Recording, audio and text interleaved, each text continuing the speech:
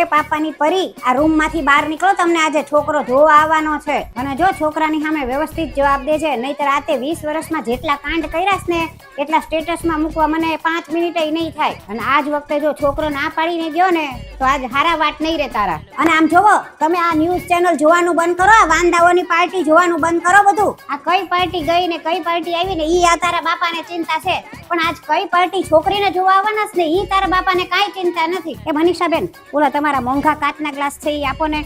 હા હા, મહેમાન જાય ને એટલે તરત તમને જોઈને પાછા આપી દઈશ. અને આમ જો મોઢું તારું હરખું રાખજે.